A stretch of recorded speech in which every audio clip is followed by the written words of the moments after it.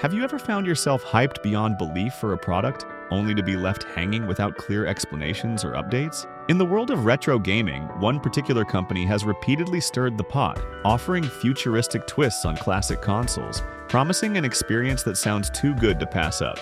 At first glance, they seemed like pioneers with a golden reputation, but behind the glossy branding and the cutting-edge specs, the story takes a surprising turn. Today, we're diving into the unusual and often puzzling saga of a retro gaming manufacturer whose passionate community went from excitement to exasperation in the blink of an eye. Some say they're the best thing that ever happened to reimagined retro consoles. Others call their business tactics shady, and their latest move involving the highly anticipated N64 system, the so-called Analogue 3D, has only added fuel to the fire.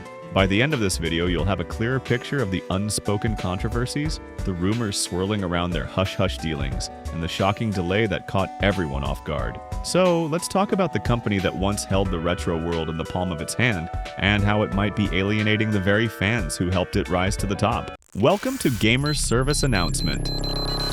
GSA, the more you know. Click that subscribe button and hit on the alert button to get notified about new videos for you.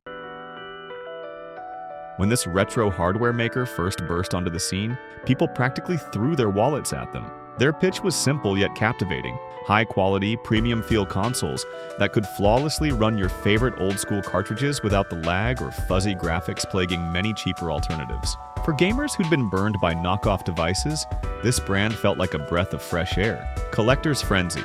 Part of what fueled the early excitement was the degree of craftsmanship. These weren't just plastic boxes with an emulator slapped inside, they were FPGA-based, meaning they used sophisticated hardware to mimic the original consoles at the transistor level. Impressive stuff to any hardcore gaming enthusiast. Collectors clamored for these systems. Streamers showed them off in videos, praising the crisp visuals. Retro aficionados hailed them as the best way to play classics on modern TVs, and the brand, sensing the growing buzz, seemed to have big plans ahead. Subtle seeds of discontent. Yet even in those early days, some folks started to notice small red flags. Stock for each new release appeared to be extremely limited, leading to immediate sellouts and skyrocketing resale prices on auction sites. The question on everyone's mind was whether these shortages were genuine supply chain constraints or a cleverly orchestrated tactic to keep demand and hype sky high. Still, the majority of fans brushed these concerns aside, chalking them up to growing pains for a relatively small company trying to carve its niche. After all, no one wanted to believe that the brand they adored might be pulling the strings behind the scenes. As the company rolled out more products, the narrative around them began to shift. It wasn't just one console going out of stock quickly, it was every single release. Each time, the product would vanish within minutes of going on sale, and the next wave of pre-orders would appear out of nowhere, sometimes with flamboyant new color variants. People started to suspect a pattern: scalpers or strategy. The official line was always that they just couldn't keep up with demand. True, retro gaming was booming, and enthusiastic fans were snapping up anything with an FPGA. But critics argued that nobody, not even the biggest manufacturers, seemed to have such a consistent problem with stock. It also didn't help that the company rarely gave customers a heads up about upcoming batches. One day, they'd drop a new variant, say a translucent shell reminiscent of old-school limited editions, and then vanish again, leaving thousands of fans frustrated. Was it an honest supply constraint? Or was it orchestrated scarcity meant to boost perceived value? FOMO reigns. Supreme words spread through forums and social media. If you weren't glued to the checkout page the moment stock went live, you could kiss your chances goodbye. Before long, snagging one of these retro consoles started to feel like an exclusive lottery. If you got one, you were part of an elite club. If not, you faced overpriced third-party listings online. This blend of exclusivity and frustration created a cloud of skepticism that only grew heavier with each new product. For some loyalists, this was just the cost of doing business with a small outfit. Others, however, felt it was a deliberate marketing ploy, one that tasted increasingly bitter. As the company gained clout, their communication began to shift from sporadic to downright secretive. Months could pass without even a tweet or email update, leaving fans scratching their heads about upcoming releases. When announcements finally did come, they'd arrive with a flourish, often promising something major but showing very little evidence to back it up.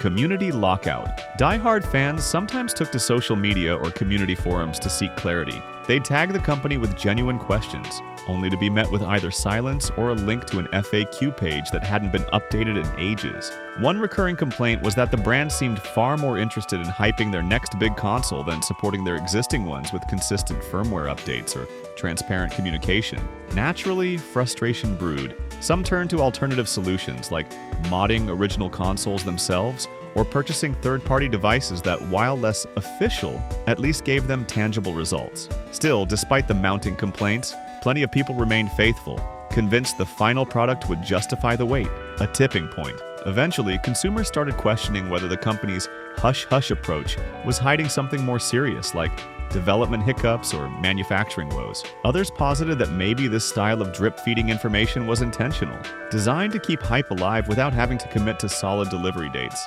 Whatever the reason, tension grew, and it would soon burst into full view with the next major announcement. With retro gaming picking up steam, it was only a matter of time before someone tackled the Nintendo 64, a beloved console famed for its groundbreaking 3D adventures, iconic multiplayer hits, and a library full of childhood nostalgia. So when our mystery company teased an N64 reimagining, fans went wild. Dubbed the Analogue 3D, this system promised 4K output, super accurate FPGA emulation, and performance that would leave run-of-the-mill software emulators in the dust. Promises on paper. On the surface, the pitch was glorious. Crisp, lag-free visuals, modern connectivity, and a wide range of compatibility. They even claimed the system would run 100% of the original cartridges flawlessly, a bold statement that many found too good to be true, especially given the complexities of N64 emulation. Pre-orders opened with minimal fanfare. Instead of a flashy reveal event or live demo, the company quietly listed the product on their site. Eager customers shelled out hundreds of dollars, confident that their beloved childhood favorites would soon be revived in the best possible quality. Where's the footage? Yet, a glaring issue stuck out from the start. Actual gameplay footage was practically non-existent. At best, you'd see a single screenshot tucked in a marketing slide, so small you'd have to zoom in to spot it. People thought it was a bizarre move for a product that claimed to deliver groundbreaking visuals. If they had such an impressive system in the works, why not showcase it proudly? A growing chasm. Day by day, the hype around Analogue 3D started morphing into suspicion. The official launch window was set for the first quarter of 2025, which would end on March 31st. Fans kept refreshing their emails, waiting for any glimpse of that sweet high-res gameplay.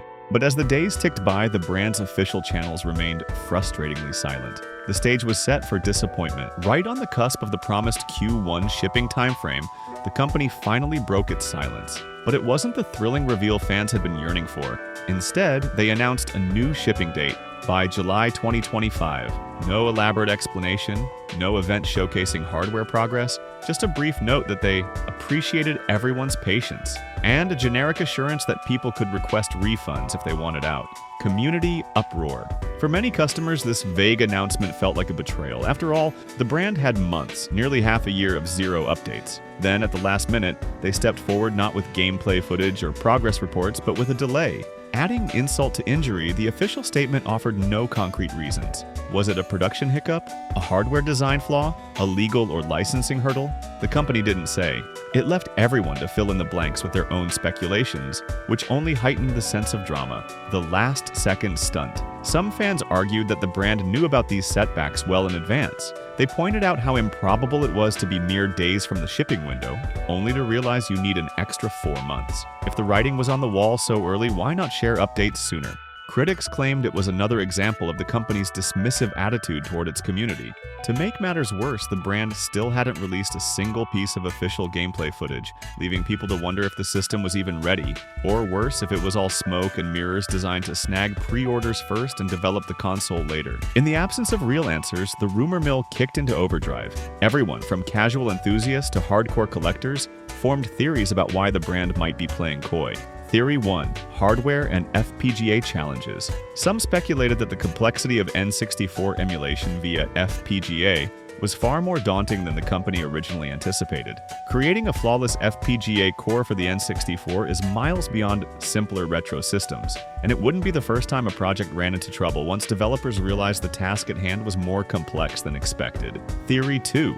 Licensing or legal snags. Others pointed to potential legal issues, maybe related to Nintendo's famously tight grip on their intellectual property. Even if you're just selling hardware, there's always a risk of stepping on toes, especially when you market it as fully compatible with every N64 game ever. Accusations could surface around patents, cartridge connectors, or anything else. While the company wasn't bundling ROMs, some corporate red tape might have hit them behind the scenes. Theory 3. Strategic delay for more hype. A more cynical theory suggested the delay itself was a marketing tactic. By pushing the date, they'd keep the conversation going. Instead of being overshadowed by other announcements or competitor devices, they'd remain in the news cycle, albeit for the wrong reasons. Controversy can be free publicity. Theory 4. Supply chain realities. A few voices in the community offered a more sympathetic explanation. Perhaps the brand's supply chain got hammered by worldwide manufacturing slowdowns, which would explain the last-minute nature of the delay. But even if that were true, many asked why the company couldn't simply acknowledge this to keep fans informed. Past patterns. Meanwhile, critics pointed to the brand's history: artificially low stock, surprise color variants, minimal communication, and prioritizing the next big thing instead of finishing what they started. It painted a picture that didn't inspire much confidence. Sure, they might deliver stellar hardware in the end, but was it worth enduring constant confusion and inconvenience? So where does all of this leave dedicated retro gamers who just want to relive the polygonal magic of the N64 in crisp, modern resolution? The brand in question is at a crossroads. On one hand, their products, once they finally land, tend to be high quality, and their craftsmanship is seldom disputed. On the other, their habit of limited communication, sudden price hikes, abrupt sellouts, and last-minute delays has left a lot of fans feeling more burned than blessed. Is the Analogue 3D a brilliant labor of love that simply got caught in unfortunate logistics? Or is it yet another example of a company using secrecy and hype to push sales before a product is even ready? The truth lies somewhere in the murky middle. Some folks remain convinced that, despite all the frustrations, the final hardware will be a retro gamer's dream machine. Others have already tapped out, swearing they'll stick to modded N64s and readily available third-party solutions. At the end of the day, the question you have to ask yourself is this: how much are you willing to gamble on lofty promises with scarce proof? If you're a collector who values official hardware re-releases above all, maybe the wait and the drama is a small price to pay. But if you're simply after an easy and reliable way to revisit your cherished N64 favorites, the brand's track record might give you pause. Let's face it, enthusiasm for nostalgic experiences is at an all-time high, and companies know it. The question is whether this one, with all the controversy simmering around it, can deliver on the extraordinary claims that got everyone excited in the first place. As we inch closer to that new July 2025 date, the retro gaming community is left holding its breath. Will the Analogue 3D rise above the noise and prove the doubters wrong? Or will it confirm every suspicion by stumbling on arrival? In the end, the power rests in your hands. Are you going to wait it out, confident that the payoff is coming? Or are you done with the excuses and ready to call it quits? Let us know what you think, because despite everything that's happened, the hype train keeps rolling, and the next chapter might be the most explosive yet. If you like this, be sure to subscribe and hit the alert button for more awesome videos. Gamers Service Announcement: the more you know.